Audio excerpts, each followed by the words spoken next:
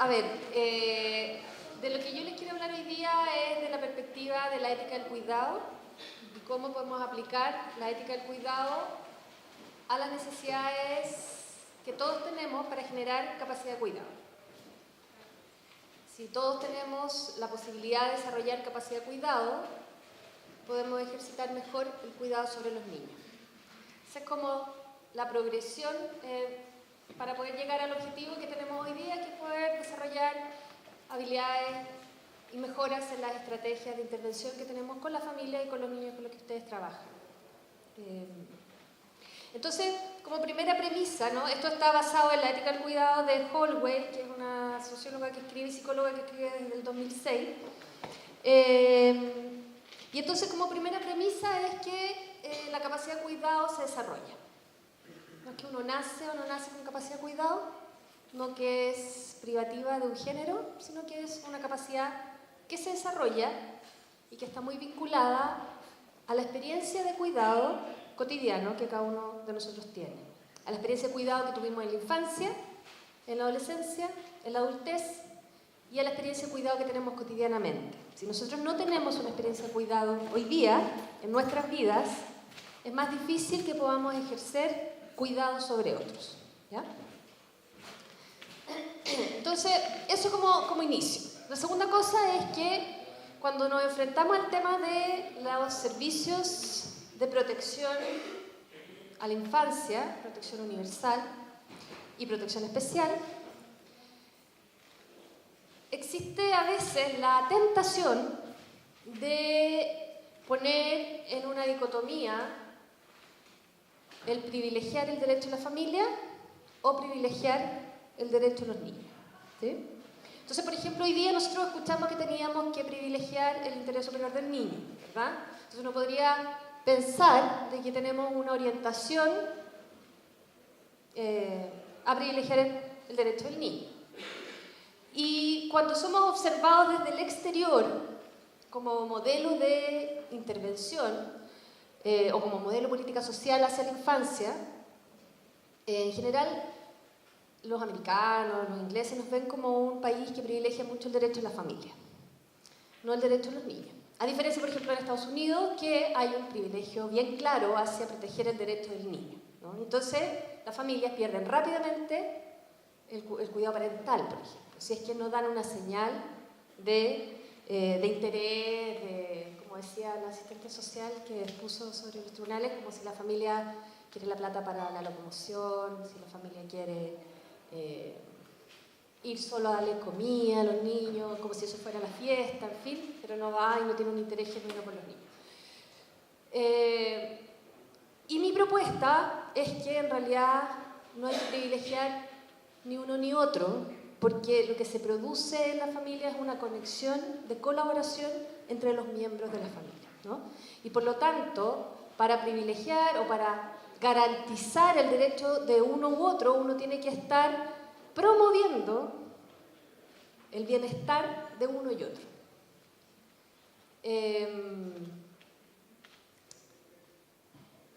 Cuando uno habla desde la ética del cuidado, nos propone esta perspectiva que para poder tener capacidad de cuidado, nosotros tenemos que tener 4 dimensiones de cuidado de la persona humana. Y aquí voy a hablar de la persona humana en general, no voy a hablar ni de los niños, ni de los adultos, ni de las mujeres, ni de los hombres, sino que todos, ni de los pobres, ni de los ricos, todos nosotros, ¿ya? Porque si hay algo que coincido con las presentadoras de antes, como la promoción de la igualdad para poder generar política universal. Y yo creo que ahí nosotros hemos tendido a equivocarnos, ¿no? A pensar de que las familias con las que trabajamos son distintas a nosotros. Y la verdad es que somos súper parecidos. Lo que pasa es que nosotros tenemos un poco más de dispositivos para enfrentar el estrés cotidiano que la vida de hoy día nos ofrece, ¿no? Entonces todos nos separamos, todos hemos sido engañados, todos hemos perdido un hijo, no digo todos, pero quiero decir, hemos perdido la pega, hemos sido explotados en la pega, nos pagan mal, tenemos problemas con los vecinos, tenemos problemas con la familia. Lo que pasa es que nosotros podemos salvar de alguna manera mejor esos distintos estreses. Y afortunadamente a veces esos tipos de estrés vienen separados. Lo que pasa es que con las familias con las que trabajamos a veces esos tres se vienen juntos. Y entonces la capacidad de consumo, la capacidad de cuidado se consume más rápidamente, ¿sí? Pero el punto central de esto es como estamos todos enfrentando una situación de estrés permanente y por lo tanto no somos tan distintos, ¿sí? Esa es la primera. Hay algunas distinciones, sí. Por ejemplo, cuando la asistente social decía esto de las cosas que le gustan hacer a las familias cuando van a ver a los niños. Nosotros hicimos una investigación comparada con México y Chile, con dos profesoras noruegas que tuvieron la experiencia de pasar bastante tiempo como observadoras en un hogar de residencia de niños en México, niñas y niños, y en Chile. Y escribimos un artículo. Y el artículo se llamaba The Little Things and the Big Things, ¿no? Las cosas pequeñas y las cosas grandes. Y lo que explorábamos era el significado de las pequeñas cosas para la familia. Cómo llevar una torta, cómo sacar una foto, cómo celebrar un cumpleaños. Y las grandes cosas eran las exigencias de los sistemas, cómo arrendar un departamento, cómo comprar una casa o adquirir una vivienda permanente, cómo tener estabilidad familiar, que son las grandes cosas que probablemente hay una brecha gigante para poder alcanzar. Y que por lo tanto, lo que puedo hacer es llevar la torta, sacar la foto, celebrar el cumpleaños. Y entonces el desafío de poder trabajar con estas familias que nosotros llamamos que enfrentan necesidades complejas, que son las mismas que enfrentamos nosotros, solo que ellas las enfrentan de manera interrelacionada, de manera permanente y conjunta, ¿no?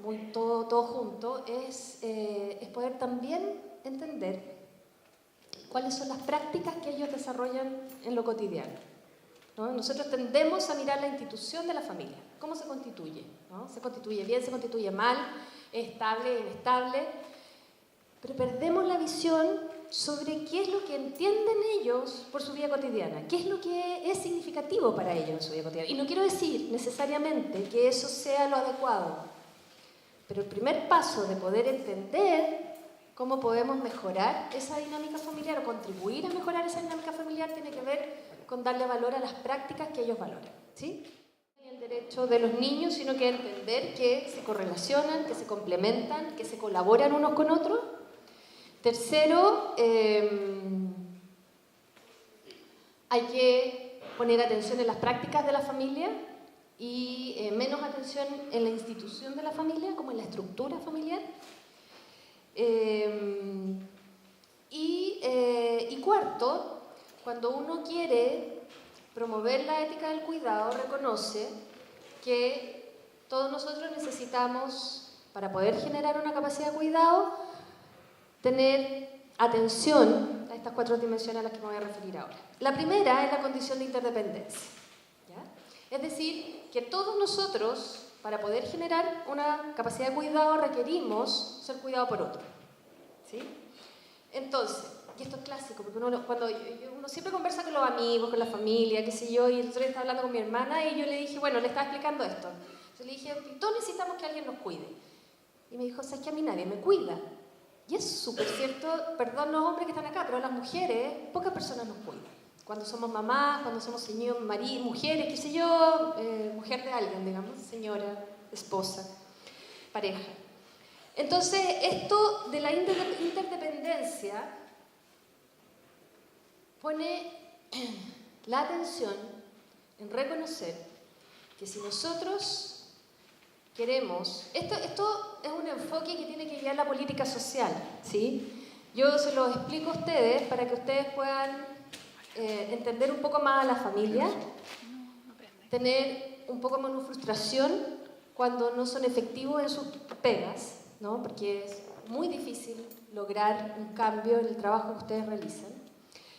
Porque la política social no está hecha para promover la ética del cuidado. La política social de la infancia en Chile está hecha para promover las habilidades parentales. Punto.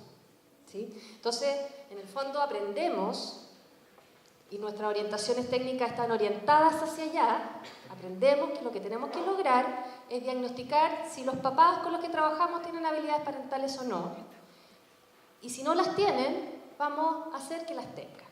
El problema es que si yo no tengo resueltas estas otras dimensiones de las que les hablo, esas habilidades parentales no se van a poder lograr.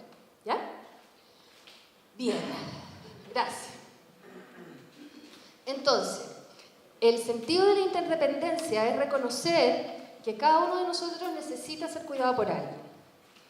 Y cuando nosotros reconocemos esa premisa, tenemos que explorar quién está cuidando a quién. ¿Quién está cuidando a esa mamá o a ese papá que nosotros queremos ayudarle a que sea mejor papá?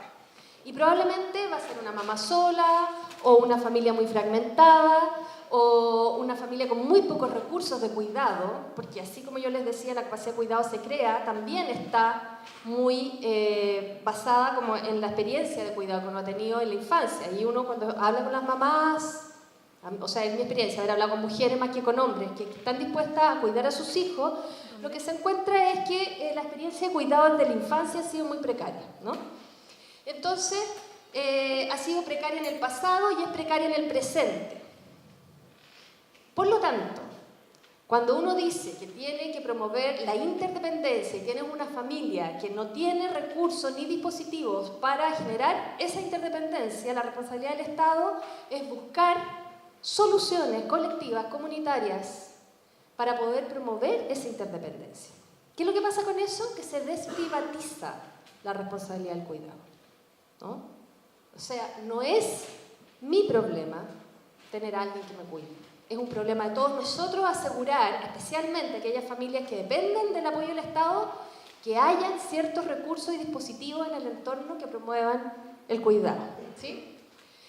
El segundo lugar se refiere a la relación más bien asimétrica de cuidado, que es la obligación que tenemos todos los que somos papás y madres de cuidar a nuestros hijos sin esperar nada a cambio. La tercera es la capacidad de autocuidado y la cuarta está relacionada a que tenemos que tener un entorno que sea nutritivo para la familia, ¿no? Entonces, dale Ale, por favor. Gracias. La interdependencia, como les decía yo, es desmitificación de la unidireccionalidad del cuidado. O sea, todos requerimos que nos cuiden. Y segundo, desprivatiza y desindividualiza la tarea del cuidado, ¿no? No es un problema individual de la familia, no es un problema individual de cada uno, asegurarte de tener a alguien que te quiera, asegúrate de alguien que te cuide, sino más bien, cuando nosotros trabajamos, particularmente con las familias con las que trabajamos, tenemos que preguntar qué es lo que les pasa en la vida cotidiana. Yo esto, algunas personas que han estado acá lo han escuchado, pero una vez que hicimos una investigación sobre cómo los trabajadores sociales toman decisiones sobre las familias con las que trabajan, una trabajadora social de una organización de Valparaíso me contó que después que ellas hacían su trabajo sobre la parentalidad y las habilidades parentales, qué sé yo, habían armado un grupo de conversación con las mujeres, que la hacían después de la hora de trabajo, y que era voluntario, y que hablaban de la vida, ¿no? Y era un grupo de apoyo finalmente, ¿no? Entre pares, un grupo de apoyo entre pares, porque ustedes saben que uno se entiende mejor con aquellas personas que han enfrentado situaciones similares a uno, ¿sí? Entonces, por ejemplo, si mi mamá va a ser, que es verdad, digamos, si mi mamá está ciega o va a ser ciega y está súper nerviosa por eso, lo mejor que ella podría hacer es vincularse con otras personas que están enfrentando una situación parecida, porque la única que la va a entender del miedo que se tiene para perder la vista, digamos, es otra persona que esté pasando por algo parecido. Lo mismo para las mujeres o los hombres que participan en programas como los nuestros, ¿no? Pero como les digo, el sistema está tan mal hecho que en el fondo usted hace su pega, que es promover las habilidades parentales, y después hace algo extra de manera voluntaria, que es finalmente lo que sirve. Que la mujer se encuentre con otras mujeres que sufren la misma situación que ellas, o parecida, que han pasado por historias parecidas, y encuentra interdependencia, encuentra cuidado, ¿no? A alguien que le importa lo que te pasa y te dice, ¿sabes qué? Eso que te pasó a ti yo lo solucioné de esa manera, ¿no? Esas madres egresaron y se siguieron juntando. Entonces hay una cosa, ¿no?, que tiene que ver con este cuidado mutuo, que además no es solo responsabilidad del Estado, y que también esto implica un cambio cultural importante, ¿no? Es como una responsabilidad colectiva, que ustedes podrían tener con sus vecinos, que yo podría tener con mis vecinos, con mis colegas, ¿verdad? Que lo tenemos, de hecho, nos cuidamos unos con otros. ¿Por qué las mamás, los papás que participan en nuestros programas no podrían tener? ¿Sí? Cuando digo que es un cambio cultural, Me refiero a que implica un cambio de switch, ¿no? Es como darle un valor moral a la responsabilidad que todos tenemos, ¿sí? Se ancla en el reconocimiento de la independencia como una interacción humana básica por sobre la autosuficiencia. Y nosotros estamos mandatados, todos nosotros, y ustedes mandatan a sus hijos, así como yo mandato a mis hijos a ser autosuficientes. Toda la vida, ser independiente. ¿Cuál es la meta? Que sea autónomo, que sea autosuficiente, que sea independiente. Y entonces todos corremos, ¿verdad? Todo lo que hacemos en la vida, estudiamos, trabajamos, para ser independientes, autosuficientes. Entonces estamos como invitados a todo lo contrario. A todo lo contrario. Entonces acá es un cambio de lógica respecto a la sociedad que queremos construir y que se asocia más bien a reconocer que yo necesito de cada uno de ustedes para poder estar para aquí, digamos, si no estaría hablando sola. ¿Se fijan? O sea, la vida es así, ¿no? Me estáis apurando, Ale. Gracias. Dale.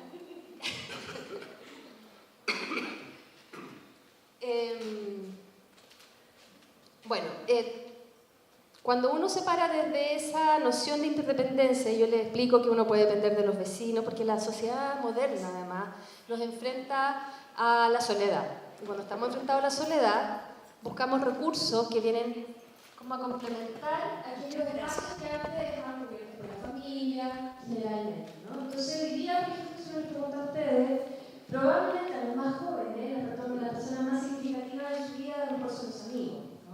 A lo mejor muchos de ustedes pueden vivir solo, con una persona, una amiga o un amigo, y esa persona tiene que constituir la familia. Entonces, requerimos reconocer esta variedad de arreglos en las relaciones humanas en las que nos enfrentamos hoy día. Que no solo se refiere a cómo cambiar la manera de la familia en el mismo tiempo, ¿no? Sino que tiene que ver a los valores que uno le asigna a la vida en pareja, a la vida con los amigos. Es a reconocer el significado de las cosas. Algo de eso hablaron los funcionarios de la mañana.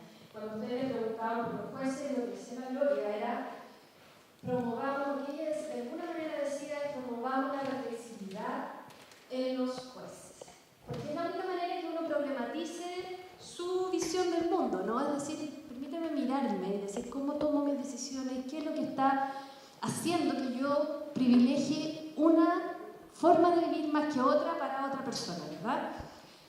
Esa reflexividad también tenemos que hacerla a todos nosotros. Ustedes en sus prácticas, que es muy difícil porque no tienen tiempo, no hay espacio que ustedes se junten y digan qué me pasa, por qué estoy tomando esta decisión, la especie de autocuidado que hablaba de, ¿verdad? Y las familias también lo necesitan. Y no reflexionan nada, ¿no? Porque no hay una experiencia de problematización. Y después vamos a ver qué pasa cuando uno tiene una experiencia de estas familias que enfrentan necesidades complejas, que les explicaba yo, cuando no hay reflexividad, ¿no? Entonces uno primero, además, tiene que reconocer cómo se relacionan de nuevo estas nuevas formas de relaciones familiares y que es tarea del Estado, ¿no?, reflejar esa diversidad en las políticas y en una diversidad de arreglos. Porque hay otro estanco que nosotros tenemos. Así es, por un lado, nosotros lo único que nos invitan a promover es la habilidad parental de los padres, digamos. También nos invitan, o como que nos ofrecen, digamos, muy pocas soluciones. Es como que si hubiera solo una solución, o dos, o tres, ¿no? Entonces la pregunta no es si es ¿cómo se dice? Discapacitada. Gracias. Tan políticamente correcta, con necesidades especiales. Sino más bien, ¿cuándo una persona, en qué condiciones, qué interdependencia tiene o qué autosuficiencia tiene? ¿Sí? Ya. Eso respecto de la interdependencia. Respecto de la simetría, es esta obligación que nosotros tenemos, que cuando somos madres o padres, sí, el cuidado es unidireccional. ¿Sí? O sea, no hay caso. Yo no le puedo pedir a mi hijo de 5 o 6 años, quizás cuando yo sea más vieja, y mi hijo más grande a lo mejor le puedo pedir que me cuide. Pero siendo un niño pequeño, este cuidado es unidireccional. Pero no es exclusivo de la mujer, ¿no? Entonces, de nuevo, y esto es como cliché, porque ya todos siempre lo decimos, no obstante, cuando tengo amigos que se han separado, no se les cruza por la cabeza que ellos podrían quedarse con los niños, por ejemplo. No porque no quieran. Es como como que no está dentro del horizonte de posibilidad, ¿no?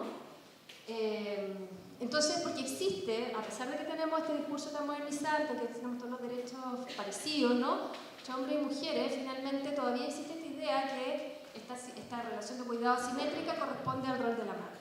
Cuando nosotros decimos, hey, los hombres lo hacen bien, no solo le quitamos, ojo, porque uno siempre dice esto para que la mujer se lidere, lo que hacemos es democratizar la relación de cuidado. Le damos una posibilidad a los hombres de explorar, de ganar, de disfrutar la relación de cuidado, que a todos nosotros que somos mujeres, que probablemente lo hemos disfrutado mucho más que la mayoría de los hombres, ganamos cuando cuidamos a nuestros hijos, ¿sí? Entonces, le damos y extendemos la responsabilidad y posibilidad a los padres. Ya, bueno, supone una práctica más inclusiva, es una inclusión deliberada, las cosas no ocurren así automáticamente, ¿no? Son decisiones que uno toma deliberadamente y planificadamente. Dale. Respecto al autocuidado, todos nosotros tenemos que tener una capacidad de autocuidado para poder cuidar a otros, ¿no? Y es algo que lo que decía la Gloria, ¿no? O sea, si usted necesita el baño, vaya. Desde lo básico, ¿verdad? Entonces, implica también una reflexión sobre qué es lo que necesito, qué es lo que me está pasando. Y en el caso de las familias con las que nosotros trabajamos, parte desde lo más básico. Usted va al médico, se hace el chequeo que necesita hacer. ¿Usted hace algo de ejercicio? ¿Qué come? ¿Cómo se alimenta? ¿Consume mucho alcohol el fin de semana? ¿Fuma? ¿Qué fuma? ¿Cierto? Muchas veces nosotros no sabemos de eso, no solo porque no preguntemos, sino que las familias no nos van a contar. Porque lo que hay detrás de esa pregunta, generalmente, para ellos es la sospecha de control, ¿no? Nosotros hicimos estas preguntas a unas familias de acogida. Y la familia de acogida decía, nosotros no vamos a contar eso porque nos van a quitar a los niños. Yo decía, oye, si a la familia de acogida no le quitan los niños, le están pidiendo que por favor los cuiden. Y parece que no. Parece que ahora también en la familia de acogida hay una persecución para ser buenas, lo suficientemente buenas. Good enough, como le dicen. Esto está súper estudiado. Nosotros, los que estudiamos los temas de infancia, como que le exigimos a la familia que sea lo suficientemente buena para cumplir el estándar. Y entonces, frente a ese control, lo que hace la familia es decir que está súper bien. Y entonces que va al médico, que no toma, que no fuma, ¿no? Que es perfecta. Entonces tenemos que explorar cuáles son las áreas de autocuidado más básicas que un ser humano requiere para poder estar en disposición de cuidar a otro. Y respecto al medio ambiente, lo que necesitamos, y esto es complejo, es súper complejo porque a partir de ustedes trabajan muy desterritorializadamente, ¿no es cierto? Entonces están las residencias o los programas en un lugar, las familias viven en otro, y por lo tanto las comunidades con las que en las que las familias viven generalmente son como inalcanzables para la intervención de ustedes, ¿no? Pero lo ideal es poder contar con espacios que no tengan violencia, que tengan cierta conexión, ¿no? El otro día tuvimos una clase con un arquitecto que está dedicado a los temas urbanos y él decía como el derecho a la centralidad. Dije, ¿qué es la centralidad? La centralidad es tener acceso al servicio público, al transporte público, a la cultura, a un barrio que es seguro, a poder ir al médico sin tener que demorarme 4 horas. Entonces, ¿cómo vamos, ¿no?, dándole contenido a estas frases de qué es lo que significa un medio ambiente que promueve la capacidad de cuidado? Entonces, cuando uno se para desde acá, uno cambia el foco. Y lo que me interesa es saber cómo está satisfecha la necesidad del papá o de la mamá. No si sabe cuidar bien al niño o no, también me interesa, pero porque sé que la única manera que puede desarrollar una habilidad parental es porque tiene que tener resuelto el bienestar personal, ¿sí? Eso. Dale, hermano. Dale. ¿Sí? Dale. Esto yo le dije las familias con las que trabajamos enfrentan necesidades complejas.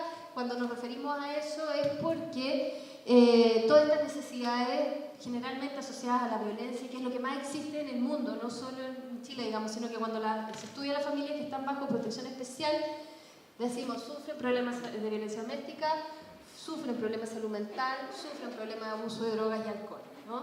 Y eso hace una situación mucho más compleja de la que podríamos tener cada uno de nosotros, que a lo mejor sufrimos solo una, ¿no? A lo mejor solo somos alcohólicos, por ejemplo. Dale.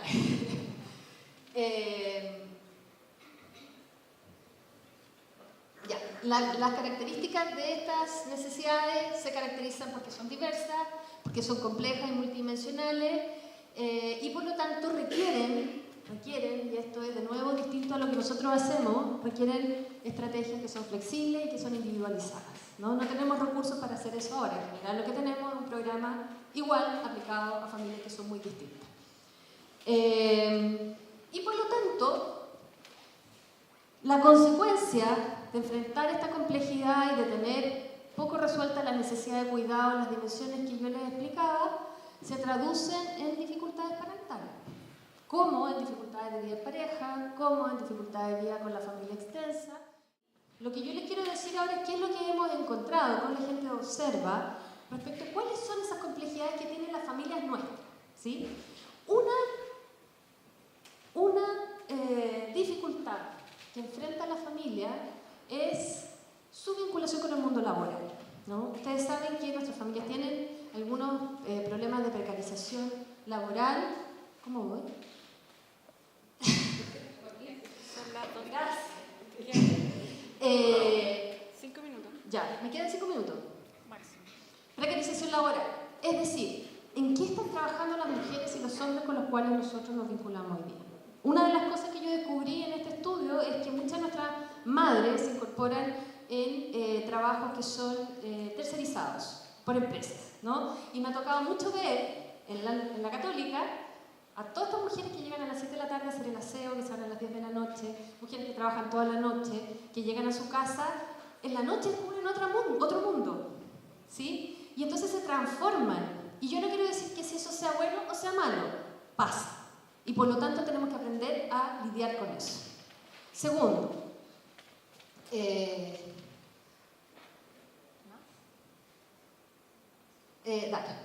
maltrato. El maltrato también es una característica que cruza la historia y la trayectoria familiar de las personas con las que nosotros trabajamos. No solo nuestros niños son maltratados, las mujeres, los padres han sido maltratados a lo largo de su vida, y en particular las mujeres no delatan, no abren la discusión a lo largo de su vida, y es una práctica que se aprende a lo largo del tiempo. Dale. ¿Quién? Muchas de las historias de las mujeres con las que trabajamos han pasado por distintas relaciones de pareja. Y eso trae mucho dolor, que no es reflexionado, que no es tratado, ¿no? Y por lo tanto, hay esta sensación de pérdida que tampoco se trabaja. Si alguno de ustedes ha pasado por algo así, ustedes saben que, yo lo sé por experiencia propia, que es muy largo, que es muy doloroso, que uno necesita todos los apoyos posibles. Y hay algunas mujeres que han tenido 2 o 3 pérdidas de relaciones amorosas y que no han tenido la posibilidad de llorarla, de conversarla, de reflexionarla con nadie. Y les estamos pidiendo que tengan buenas habilidades parentales, ¿sí? La infidelidad, para qué decirlo, muy, muy común también. Salud mental, asociados también o producidos por la violencia, por la infidelidad, la agresión. Por último, una disculpa por la irrupción de nosotros, ¿no? Esto es como reconocer de que nosotros hemos producido daño, ¿sí? Hemos producido daño a los niños, hemos producido daño a las mujeres. Estas son familias que han sido juzgadas una y otra vez.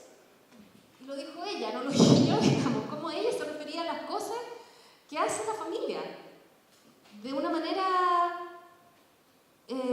juzgadora, ¿no? Entonces ahí no hay un tratar de entender el significado que es para el otro tener una familia que enfrenta necesidades complejas. Es poner mi juicio sobre el otro, ¿sí? Dale.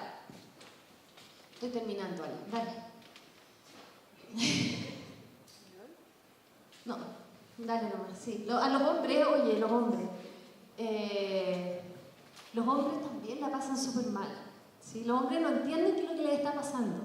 porque hay nuevas exigencias, hay nuevas posibilidades, pero siguen a veces los mismos desafíos, ¿no? Que igual sea el protector, que igual sea el macho recio, ¿no? Pero que no lo sea tanto. Entonces uno tiene que acompañar ese proceso que nos pasa a todos, de nuevo. No es esto único de nosotros ni único de la familia con la que nos pasa a todos, solo que nuestras familias requieren un acompañamiento mayor para entender, ayudarles a problematizar lo que les está pasando, ¿sí?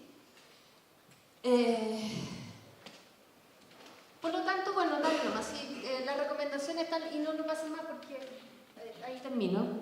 En el fondo tenemos un montón de desafíos. Nuestras políticas sociales no nos están dando los recursos para poder hacer una intervención desde la ética del cuidado. Nos está dando recursos apenas para mejorar las habilidades parentales.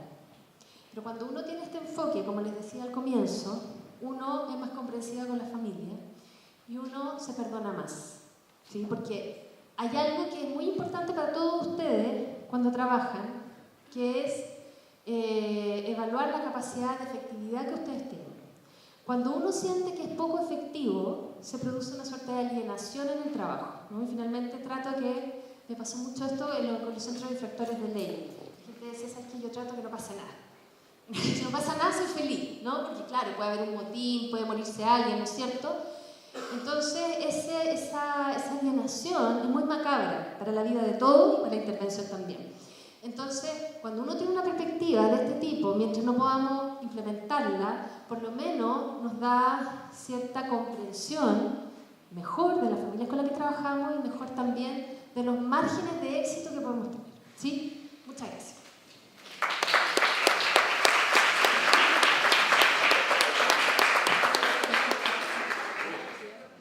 El desarrollo de la capacidad de cuidado y para hacer efectivo se requiere el desarrollo de una capacidad de cuidado para hacer efectivo el derecho del niño a vivir en familia y no hacer separaciones, ver el niño fuera de la familia, ver a la familia en su contexto, en su entorno, la interdependencia necesaria en el cuidado. Uno tiene que haber sido cuidado para después también cuidar la necesidad de que se cuiden entre todos los miembros del mito de la autosuficiencia, generado también por una sociedad que fomenta el individualismo posesivo. La unidireccionalidad, la obligación del cuidado, sobre todo de las personas más dependientes. Sin embargo, aquí Carolina toca mucha fuerza el tema de la necesidad de democratizar el cuidado. Pasa mucho que hay algunos estudios que muestran cómo los hijos, a pesar de hijos pequeños, se hacen cargo a veces de los problemas de los padres. Los hijos efectivamente también cuidan a los papás, ¿no? Todos seguramente pasamos esa experiencia, los que son padres, cómo los niños se preocupan cuando el papá está enfermo, el papá está enfermo, en fin. Es decir, los niños ahora vienen como distintos, ¿no? El autocuidado, si no te cuidas tú, bueno, ¿qué puedes hacer ahí, no? Y también el tema de cómo no desterritorializar, ¿no? Cómo necesariamente dependemos todos de hecho. En este sentido ya recalca efectivamente que esta ética, pero no es solamente una ética, ¿no? Sino que es una forma de enfocar el trabajo de primer nivel, ¿no? Enfocándose de esta manera el trabajo, como mirando a la familia como autodependiente y dejar de lado, ¿cierto?, la estigmatización, que dependemos todos de todos. Y estos estresores que están en la vida cotidiana de las familias, cómo pueden ser enfrentados de mejor forma. Yo creo que una orientación es muy clara para el trabajo. No sé si era la misma impresión. Generalmente esta presentación, que obviamente la voy modificando con el tiempo, pero yo veo varias caras conocidas por acá, así que hay cosas que tal vez van a ver de nuevo.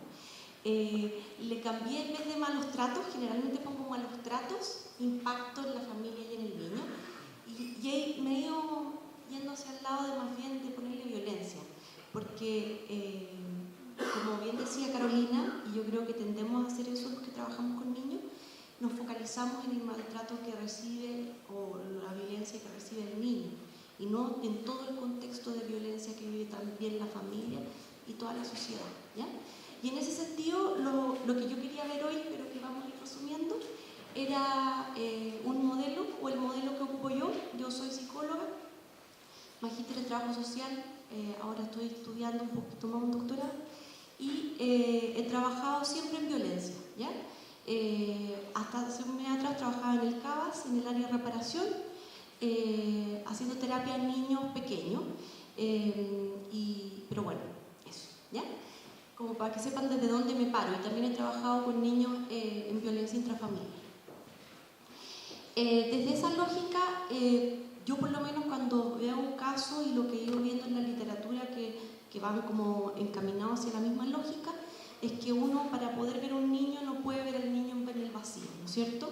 Sino que este niño es parte de una historia y es parte de un contexto. Entonces a mí siempre esta teoría me ha servido un poco como para tener esta visión más amplia que yo me imagino que todos ustedes conocen.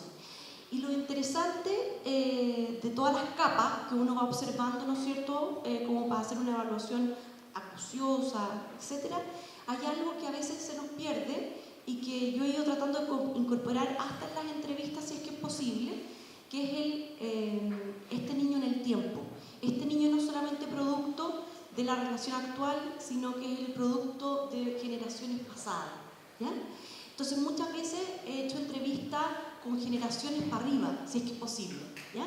Entonces incluyo a la abuela, al abuelo, o a veces hasta más para arriba, porque hay ciertas concepciones que se van repitiendo a lo largo de la historia y que si uno no logra llegar como de dónde vienen, generalmente es muy difícil intervenir.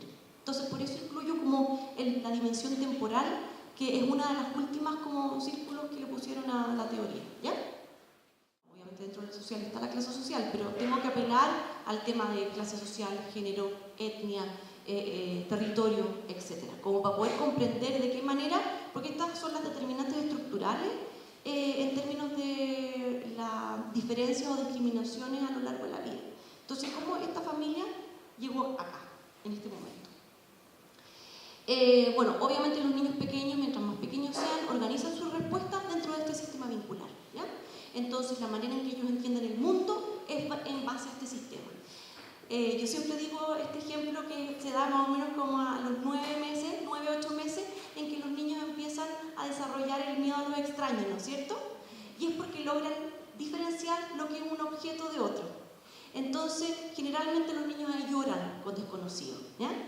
Y lo primero que hace un niño desde muy pequeño, y especialmente cuando logra esa diferenciación de objeto conocido, objeto no conocido, es lo que hace es mirar al objeto conocido para saber, ¿esta persona es segura o no?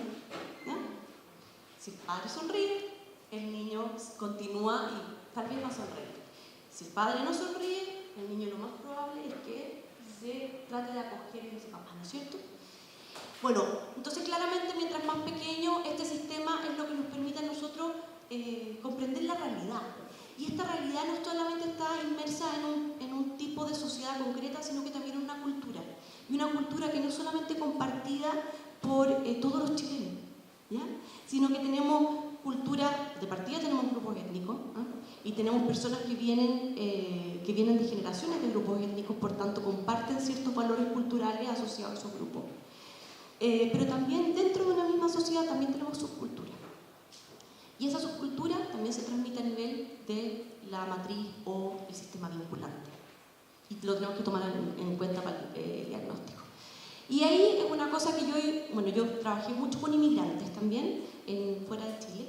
Y esto es algo que se me abrió también la mente, porque a veces uno tiende a tener un paraguas que está asociado a lo que aprendió, a lo que vivió, en términos de qué es correcto o incorrecto en términos de maternaje, ¿ya? O de paternaje o de cuidado. Y a veces uno tiene que abrir un poco el abanico, ¿ya? De hecho, hasta hace algunos años los médicos decían por ningún motivo la guagua dentro de la cama, ¿ah?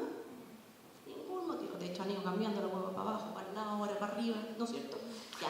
Entonces, por ningún motivo la guagua dentro de la cama. Desde el modelo biomédico, inseguridad, no sé qué. Y yo me acuerdo, porque yo trabajaba con médicos, y la mamá le decía, no, la guagua no duerme dentro de la cama, no duerme en su cuna, no. Yo entraba después y le preguntaba, ¿dónde duerme la guagua? Adentro de la cama, al medio. ¿Eh? Entonces ahí lo que yo preguntaba, ok, tiene sueño pesado, toman alcohol en la noche, hay muchas frazadas entre medio, tiene muchos cojines entre medio, y vamos viendo cómo rescatar ciertos factores que puedan prevenir un suceso que pudiese ser nocivo, ¿ya? Pero eso le baja la ansiedad a los papás. Y de hecho, ahí puse que es una alternativa que yo he ido descubriendo, que hay esto, por ejemplo, que son unos cojincitos que se ponen al medio, ¿ya?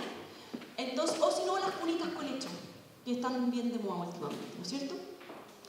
Pero ¿cómo yo promuevo que esa familia esté segura, contenida, confiada, para que pueda crear esa guagua? ¿Ya?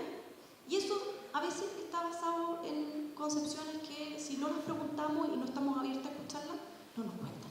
Igual que el hilito en la frente, el cucurucho en la oreja, ¿ya? Hay ciertas como prácticas que siguen trascendiendo y que a veces coartamos porque consideramos que no están dentro de un modelo biomédico, por ejemplo. Pero ahí hay que poner ojo, ¿ya? Igualmente que en Chile, por ejemplo, y en Latinoamérica generalmente somos súper severos en términos del control de esfínter, severísimo, ¿ya? Y queremos que a los 2 años los niños estén sin pañal, ¿ya? 2 años y medio. Y eso es algo cultural, porque los niños, de hecho, hasta los 4 años podrían estar usando pañales y eso no sería un trastorno. Entonces, ahí también hay tema, ya. Entonces, es que prefiero hablar de lo bonito, pero bueno. Entonces, ¿qué pasa cuando suceden situaciones de maltrato? Que obviamente ya tenemos un paraguas conceptual que es compartido por todos, ¿ya? No lo voy a abordar.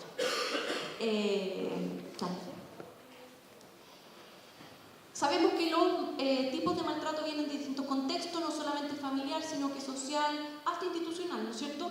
De hecho, la Lisette, que yo la conozco su caso de cerca, que fue la niñita que falleció, como bien decía Gloria, yo creo que ahí es muy simplista decir que la niña murió de pena. Una niña no muere de pena, ¿ya? Una niña muere por negligencia de un sistema completo, no solamente de ese programa, sino que de todos nosotros, incluyendo la niña, ¿ya? Y en ese sentido, hay una estratificación de lo que es maltrato, ¿no es cierto?, que está dado por la UNICEF, que todos lo conocemos. Y una cosa que a mí siempre me ha llamado la atención es que los niños testigos de violencia quedan como nadando en la nada, ¿ya? Y nosotros sabemos que los niños testigos de violencia tienen consecuencias y impactos bastante similares a los niños que viven maltrato directo, ¿ya? O sea, en términos de la respuesta asociada a lo psicológico, biológico y conductual es bastante similar, ¿ya? Pero quedan todavía volando, ¿no? Dale. ¿Qué pasa en Chile? Y esto yo siempre les digo a las personas, yo hago clase a todos estudiantes de pregrado, yo les digo las cifras son mentirosas, ¿ya? Las cifras lo único que nos permite es ver lo que se puede evaluar, ¿ya? Y en maltrato, ¿cómo vamos a evaluar? En términos realmente verídicos, muy difícil. ¿Por qué? Porque hay un impacto legal asociado a evaluarlo. Esto es en base a lo que me parece más o menos fiable que las encuestas que hace UNICEF a los estudiantes de octavo básico, ¿ya? Entonces, en que ellos reportan lo que les ha sucedido en su vida. Y de este reporte aparece que el 71% de los niños vive algún tipo de violencia, psicológica, física leve o física grave. 71%. O sea, a mí me parece dramático, ¿ya? Y bueno, como decía la Gloria, que yo creo que nosotros tratamos de poder contribuir con nuestros granitos de arena, pero no está el sistema todavía preparado para asumir a todos esos niños que viven eso. Trauma es una palabra que se usa demasiado simplísticamente, ¿ya? Trauma a lo único que refiere es cuando una situación o experiencia sobrepasa la capacidad de ese niño de afrontarla de manera adaptativa. Eso.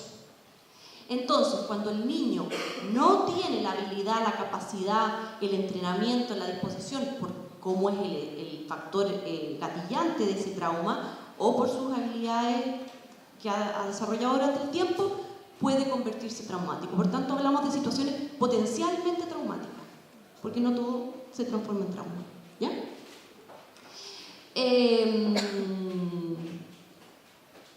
Obviamente, cuando un niño vive una experiencia potencialmente traumática, la forma de abordarla y de superarla de mejor manera es dentro de su sistema de cuidado, ¿ya?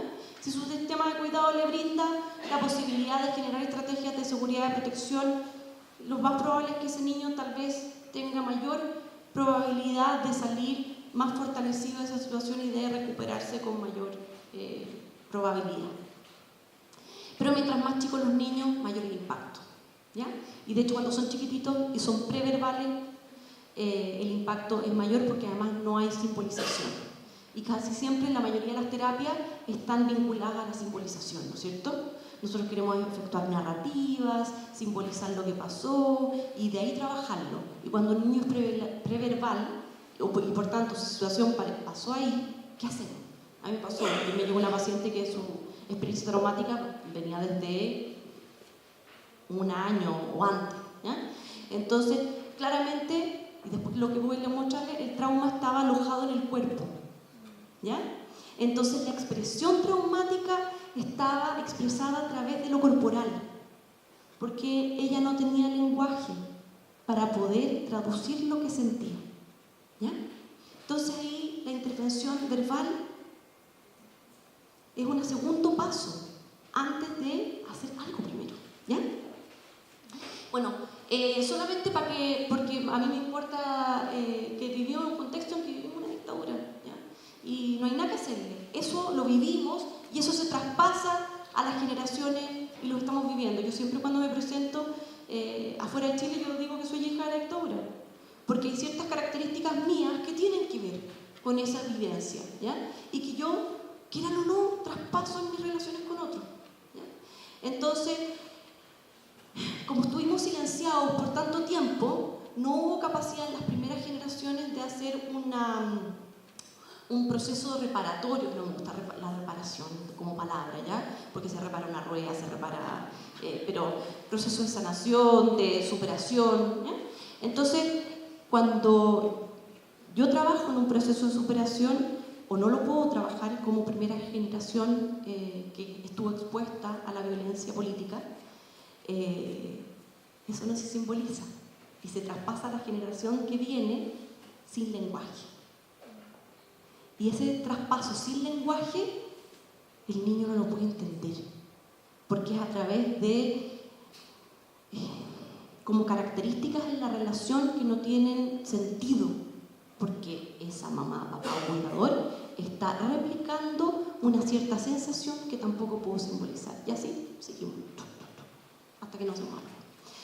En términos del impacto de la violencia intrafamiliar, nosotros sabemos que no solamente impacta al niño, sino que impacta a los padres, tanto al padre o madre que ejerce la agresión, como al padre, madre, cuidador que recibe la agresión, ¿ya?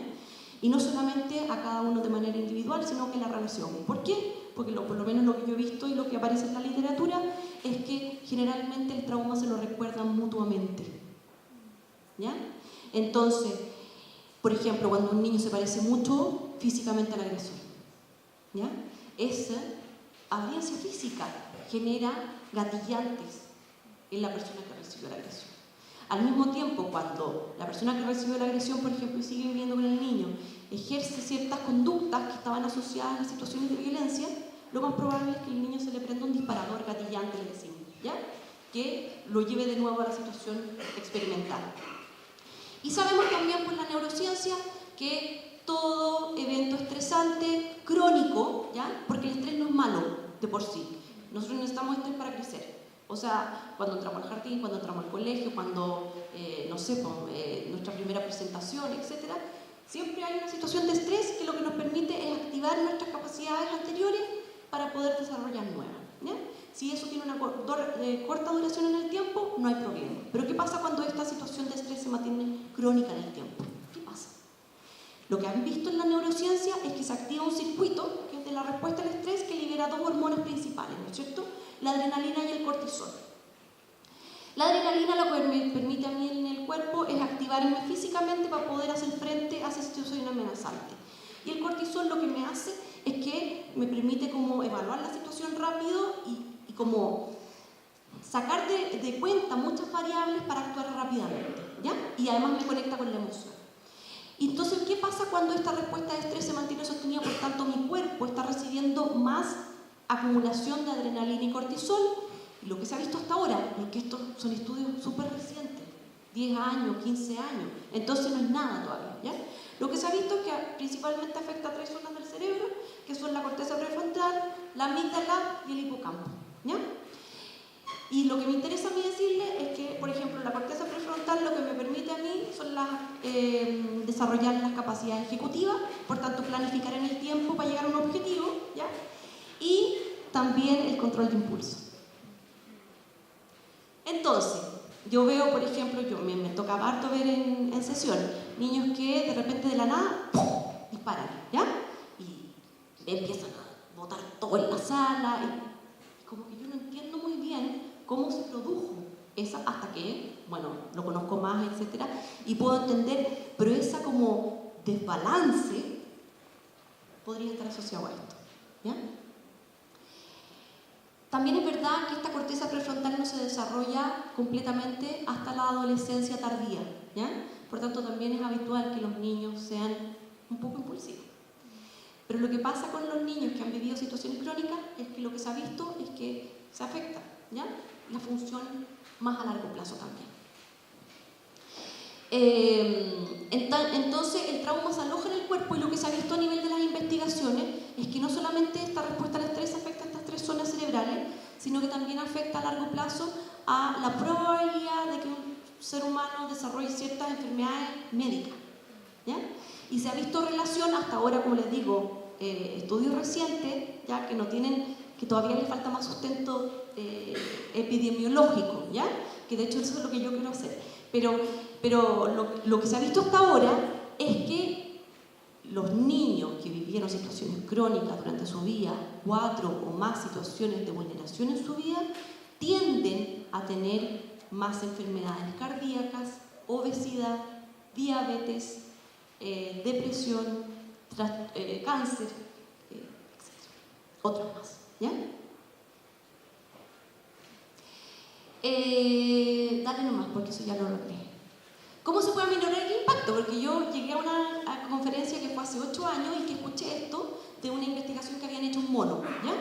Entonces yo le dije al caballero que estaba exponiendo, bajo y le digo, ok, ¿pero qué hago? Porque yo trabajo con los niños, ¿ya? O sea, tú me estás contando de todos los efectos que tiene el cortisol en el cuerpo y todo lo que impacta y todo lo... Pero ya, ¿qué hago? Porque ese niño ya vivió esas situaciones traumáticas, ¿qué hago ahora? No, te tenés que esperar unos 10 años para que tengamos investigación suficiente para poder decir que sirve. Bueno, entonces yo empecé a buscar. ¿Qué se hace? ¿Qué han hecho? ¿Qué ha resultado para algunas personas? Y lo que se ha visto, que con profesionales como nosotros que trabajamos con niños que han vivido situaciones traumáticas, es necesario tener un abordaje que es mucho más amplio que el abordaje psicológico-social, ¿ya? Y ese abordaje, por ejemplo, parte, como yo les digo a los niños, que una persona pueda habitar su cuerpo de partida. O sea, si yo tengo una persona al frente que no puede habitar su cuerpo por la experiencia continua que ese habitar le provoca, muy difícil que yo pueda hacer una narrativa, o que pueda hacer una simbolización. Entonces se ha visto que hay prácticas más alternativas tal vez que han surtido mucho efecto, como por ejemplo enseñarle a los niños desde lo básico aprender a respirar de nuevo, ¿ya? Aprender a contactarse con su cuerpo de manera saludable, yoga. Entonces hay tantas cosas que se pueden hacer a nivel más grupal, ¿ya? Como primera aproximación cuando no tenemos las posibilidades de enviar a todos nuestros niños a terapia, ¿ya? Porque no está el contexto y además que no están todos los profesionales preparados. O sea, un profesional que trabaja en este rubro tiene que estar demasiado entrenado, porque las intervenciones que se pueden hacer pueden ser dañinas también, ¿ya? La sobreexposición se sabe que es dañina. Entonces, pues cuando yo, es lo mismo que la victimización secundaria, que yo la puedo hacer como terapeuta también, ¿ya? ¿Y qué te pasó? ¿Y cómo te pasó? ¿Y dónde te pasó? ¿Y cuántas veces? ¿Y quién? ¿Y cómo? ¿Dónde? No. Yo generalmente le digo a los niños cuando llegan a verme, les digo, yo sé que las contado te cuento a todo el mundo, ¿ya? Y yo no voy a ser la persona 8 en preguntarte, ¿ya? Sé lo que te pasó y a través del tiempo, si tú quieres, me vas a poder ir contando algo más, pero yo quiero saber cómo tú te sientes, ¿ya? Por ejemplo, ¿ya? Pero pero sí ha visto que hay muchas formas de aproximarse al fenómeno que pueden partir por otras vías también, ¿ya? Y en este sentido, esto es algo que es difícil en nuestro contexto, pero que me parece importante de recalcar igual. Y hay otras técnicas que se han ido estudiando como el neurofeedback, el MDR y otras terapias. ¿Qué hacer? Obviamente, un minuto me dice. Cuando yo empiezo a intervenir al niño y a su familia, no puede haber violencia activa. Por tanto, no pongo al niño en terapia hasta que no se haya desactivado la violencia. Puedo trabajar con los papás, puedo trabajar con la persona que lo cuida, pero al niño no lo traigo hasta que haya cesado la violencia. Espacio de intervención como un lugar seguro donde no se replica la violencia en ninguna medida. Yo generalmente, cuando trabajaba con niños que habían vivido violencia doméstica, trabajaba siempre con el niño y algún cuidador, no que no hubiese agredido. Porque lo que yo quiero es que ese niño restablezca un vínculo permanente con otro y que no va a ser conmigo que me vea 1 hora a la semana. Medidas de protección activa y favorecer la alianza niño-familia que se empodere. Dale a ver si... Bueno, eso después lo pueden ver después, componentes centrales de la intervención que yo he ido trabajando. Yo trabajo harto con colegas que trabajan en una red a la que yo pertenezco, que es de trauma infantil, ¿ya? Entonces con ellas hemos ido indagando ciertas cosas, bueno, y de muchos autores que hablan al respecto. Dale nomás, porque eso ya lo hablé.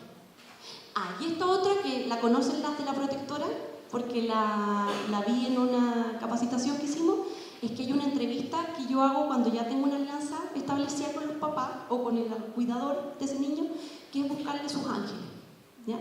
Hay una teoría muy bonita que se llama fantasmas y ángeles en la cuna, ¿ya? O en la guardería. Y lo que hace es comprender cómo estas relaciones pasadas se activan en la relación actual con ese niño. Por tanto, como yo sé que ese adulto tiene fantasmas y por eso llegó al maltrato, tengo que tratar de buscarle sus ángeles, ¿ya? Y esos ángeles no tienen por qué ser su figura principal de cuidado. Puede haber sido una profesora, puede haber sido una amiga, puede haber sido un pololo, puede haber sido alguien en su vida que haya generado una relación positiva en que ese ser humano se haya sentido seguro, contenido, querido, ¿ya? Entonces, ¿cómo yo actualizo esas vivencias en ese adulto para que ese adulto después las pueda poner en juego con el niño? Obviamente, nosotros sabemos que la mentalización es demasiado necesaria en el desarrollo para poder comprender la complejidad de la mente del otro, ¿ya? Entonces, yo generalmente puedo comprender al otro si es que he tenido la capacidad de ser mentalizado por alguien, ¿ya? Y mentalizar a alguien es alguien que desde fuera logra o trata de entender mis intenciones, mis sentimientos, mis pensamientos, que actúa acorde. Generalmente lo hacen las mamás desde muy pequeños con sus niños, o papás o cuidadores desde muy pequeños. ¿Qué le pasa? ¿Tiene hambre? ¿Le cambio el pañal? Esos son procesos de mentalización, en que la mamá está tratando, o la cuidadora está tratando de entender qué le pasa al niño.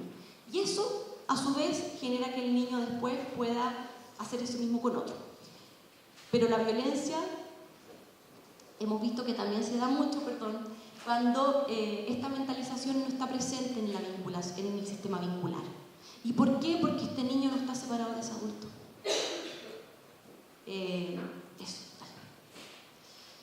¿Existen intervenciones prometedoras? Sí, existen. La mayoría están validadas afuera, ¿ya? Lo único que existe en Chile que está validado afuera y que se ha ido tratando de poner como acorde a la cultura chilena, que yo no conozco mucho cómo funciona en Chile, yo lo conocí afuera, es el triple P y la terapia multisistémica que se está usando con niños que tienen conflicto con la justicia, ¿ya? Que es a través del programa 24 horas. Dale. Ahí les voy a... Esos son los principios de salud mental que creó un grupo de personas que trabajan con niños que han vivido trauma y que especifican como los 10 bases, conceptos, principios que debiesen regir el trabajo con niños que han vivido trauma tempranamente. ¿Ya?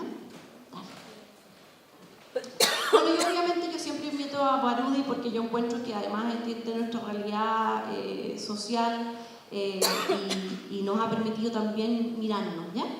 Y es que nosotros, para que podamos intervenir, tenemos que hacernos cargo de la historia, porque tenemos una historia y tenemos que también hacernos cargo de la historia que trae esa familia. Tenemos obviamente riesgo de repetir si es que no se ve esa historia y si es que no nos hacemos cargo de esa historia. Factores ambientales adversos, ya le puse los determinantes sociales, o sea, ¿cómo voy a esperar que una familia pueda cuidar a otro si es que vive en un contexto de una discriminación? Porque no solamente pobreza, porque el otro día leí un concepto que me encantó, no me acuerdo exactamente, pero es como, no es la fobia ni la xenofobia, sino que es la fobia al otro que no tiene que intercambiar en una sociedad de consumo. Y entonces el aislamiento que vive esa persona por no tener nada que ofrecer en la sociedad de consumo. ¿Ya? Entonces no es la pobreza en sí, no tener recursos, sino que es la posición en la que me pone esa situación. Y cómo impacta eso tanto en mi autoestima, en mi capacidad de maternaje, en mi capacidad de interactuar en la sociedad. Y que no solamente se resuelve con dar un buen almuerzo, ¿ya? Sino que es mucho más profundo que eso. Muchas gracias.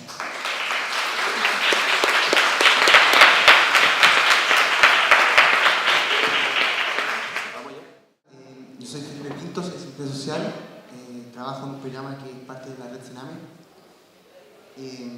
y me interesó mucho la primera exposición porque independiente de cómo está hecho el sistema, de cómo está armado el sistema, que es un sistema que está realizado, está estructurado en base a la producción de intervención, ¿cierto? Al cuánto tú intervienes, no al cómo ni el qué resultados, sino al cuánto. Yo creo que, espero creer también, tengo la esperanza de que habemos algunos profesionales que nos damos el tiempo de, dentro de ese esquema que está muy rigurizado, de crear algunas intervenciones más vanguardistas, ¿no es cierto?, un poquito más modernas o que si bien cumplen en la mecanización con lo que me exigen, porque si no cumplo me cortan el programa, pero aún así tratamos de funcionar con la familia de lo que tienen o de lo que falta, etc.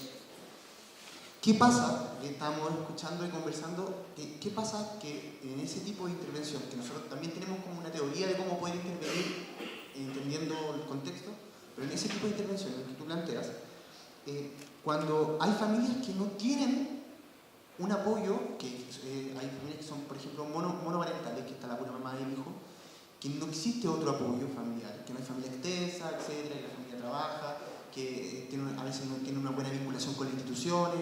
Entonces, cuando vienen con toda la historia de mala relación con las instituciones y llegan a la instancia de un programa como el de nosotros, y nosotros les damos la instancia de escucharlo, de trabajar con ellos, y entienden que su única ayuda, entre paréntesis o entre comillas, somos nosotros, genera esta dependencia profesional, que es súper compleja porque, claro, uno lo puede tratar de entregar herramientas, de entregar fortaleza, etcétera, etcétera, pero cuando esta persona sale, ¿no es cierto?, o egresa, que uno egresa y dice, ya, bacán, va con toda la fe de que pueda salir bien su historia familiar, pero cuando esta persona se enfrenta, ¿no es cierto?, a un fracaso, o no a uno, sino a dos fracasos en su desarrollo, se demorona muchas veces y tiende a recaer nuevamente en otra institución. Y esa institucionalidad muchas veces no es como nosotros. Muchas veces hay un programa que es mucho más especializado o que hay otro programa que a veces no tienen esta idea de escuchar y vuelven como a la coerción, ¿no es cierto?, que se implantan, que debiese implantarse o que te piden implantar. Entonces, es súper complicado porque hay muchas causalidades, pero ¿qué pasa para que no suceda eso? Gracias. Qué bueno escucharte. Yo creo, voy a hacer un comentario chiquitito respecto de que como que uno a veces quiere generar la incidencia en el ámbito macro. Pero de verdad yo creo que uno puede también hacer una diferencia sustantiva en lo micro. Y eso tiene que ver con los compromisos personales que uno tiene, como tú, y a lo mejor también en el programa donde tú estás, y donde los jefes de programa tienen un rol súper importante en permitir la innovación, en permitir la libertad, en la flexibilidad de los tiempos, ¿no es cierto? Y eso a mí me parece súper vital. Segunda cosa, hay una distinción, todo esto de lo que yo les he hablado está en el marco de la perspectiva relacional, que es más bien desde el constructivismo social, y es como que uno piensa que la sociedad se construye desde todos los lados, no solo desde un lado que es dominante, sino en el fondo nos influimos unos con otros. Y la perspectiva relacional pone el foco, y ellos lo ponen, son italianos los que arman esta cuestión, pero ellos hacen la distinción en inglés que suena más comprensible entre to cure and to care. Una cosa es curar y la otra es cuidar. Y en general los sistemas sociales, de servicios sociales, están orientados a curar, ¿no? Como una mirada más médica también. Y cuando uno hace la distinción que tú haces en el servicio que presta, estás haciendo una opción por el cuidar, ¿sí? Y cuando uno hace esa opción por el cuidar, uno se expone a cargar al otro por un rato, ¿sí? Tuvimos la visita de un trabajador social israelita, y él trabajaba mucho con la violencia entre palestinos e israelitas, y él decía: en la guerra hay ratos que yo tengo que subir arriba del hombro al otro y cargarlo, y es parte de la pega. Y es parte de la pega también avanzar hacia la independencia, como tú dices, o la autonomía del otro, generando, y esta es como la salida que yo veo, mecanismos de apoyo entre los distintos usuarios del servicio, ¿no? Yo creo que eso es como los grupos de apoyo son fundamentales en todos los ámbitos, porque finalmente son sus pares. Cuando nosotros hemos investigado los temas de, por ejemplo, cuando yo he hablado con colegas que han pasado por sistemas residenciales y le he preguntado qué hizo la distinción para ti, en tu experiencia, para poder haber terminado una carrera y hoy día estar trabajando, un asistente social que se preocupó de mí. ¿Cachai? O sea, no fue un modelo intervención sofisticado, no, fue alguien que me cuidó, básicamente. O cuando tú hablas con los niños que pasan, que tuvieron egreso exitoso en programas de niños de la calle, niños en situación de calle, fue el educador. El educador que me acompaña al colegio, que me acompaña al médico, en fin, qué sé yo, o en la residencia a lo mejor alguna tía. Y ese es un dilema, porque yo me lo pregunto, ¿dónde está el límite profesional? ¿Sí? Entonces, y yo creo que la respuesta, porque no la tengo, es como esta parada frente a la vida en que uno está dispuesto a cuidar al otro que es mi vecino, mi amigo y la persona que tengo, porque lo veo como un igual. Sí, es un usuario, yo soy un profesional, pero hay un minuto en que yo me hago cargo del otro porque está frente, es como parte de mi ser. Y yo creo que los que estamos acá, algo de eso tenemos. O sea, no es gratuito que estemos acá. Entonces, claro, con límites, porque si no vamos a terminar todos quemados profundamente. Pero ahí el tema del autocuidado es vital. Y como salida, a mí me parece que como nosotros sentimos que tenemos capacidad de cuidado, tenemos que hacer que las personas con las que trabajamos desarrollen esa capacidad de cuidado de sí mismos y de los otros. Entonces lo que te decía la Carolina tiene, o sea, yo lo he visto en términos de que genera el hacer que los mismos papás también puedan tener pero obviamente al principio mediada por profesionales, ¿sí? Para poder abordar ciertos temas, fijar ciertos límites, pero cómo ese apoyo mutuo genera cambios también a nivel del bienestar del niño, no solamente de los adultos. ¿Ah? Para platicar. Al escucharte a propósito del concepto de trauma, me resuena bastante otro concepto que tiene que ver con el trauma acumulativo. Entonces, eso sumado, o sea, reflexionando un poco a propósito de la ponencia de la mañana, conjugándolo con las capacidades de autocuidado también de los adultos con los que trabajamos en nuestros programas, te quiero preguntar a ti cómo lo hacemos. Porque y también me resuena el concepto de transgeneracionalidad, ¿no? Que también el trauma acumulativo también se relaciona con ello, ¿no? Entonces, ¿cómo hacemos para poder generar condiciones en ese niño que favorezcan que el trauma no siga ahí intensificándose o cronificándose.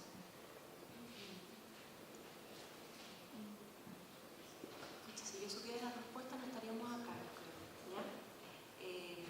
Los tips.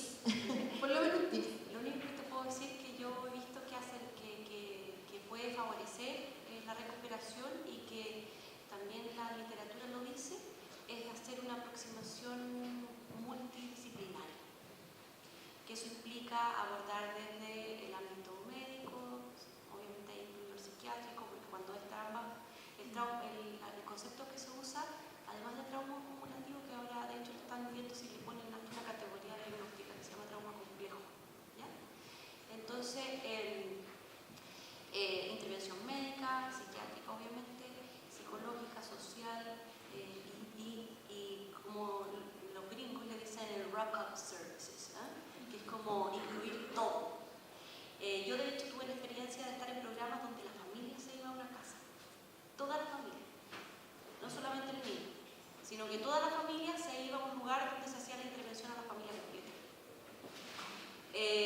Eso estamos en otro contexto, no es posible, pero sí incluir algún adulto significativo, cualquiera, y si no tiene el niño dentro de su red, tiene que ser alguien del programa, porque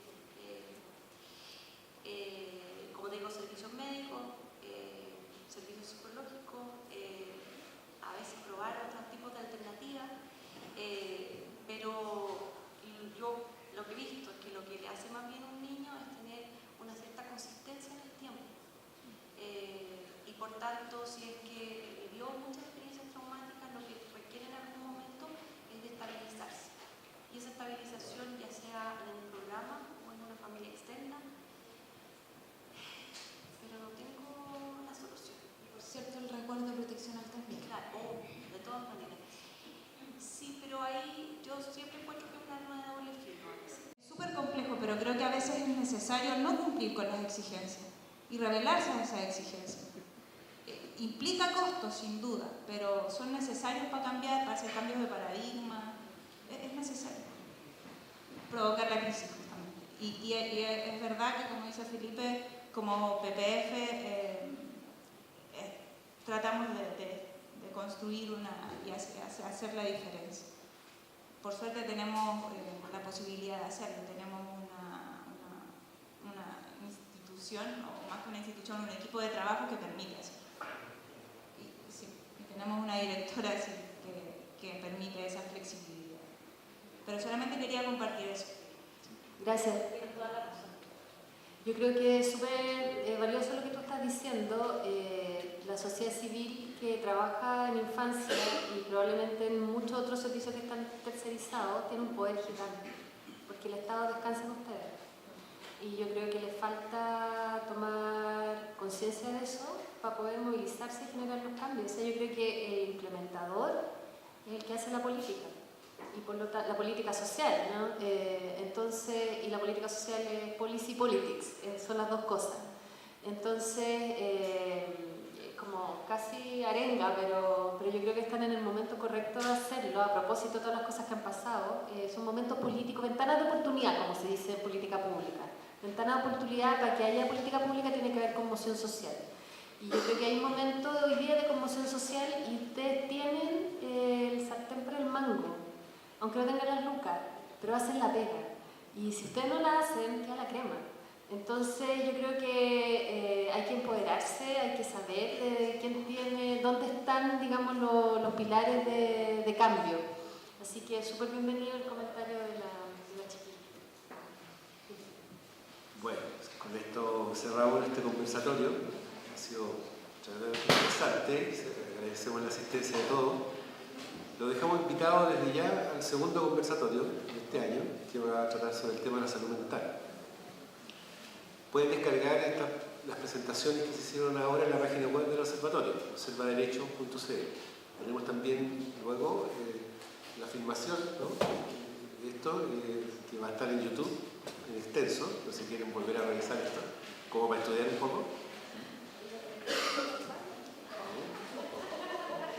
Pero en general, bueno, tuvimos que entregar el programa, ¿no? Tuvimos que cambiarle un poco de orden, pero a mí me parece que fue bastante favorable.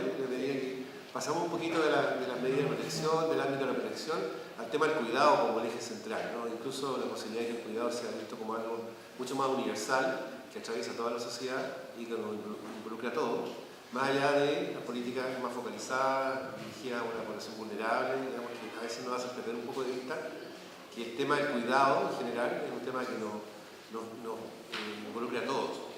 Y en nuestra vida cotidiana estamos cuidando y a la vez tenemos que cuidar.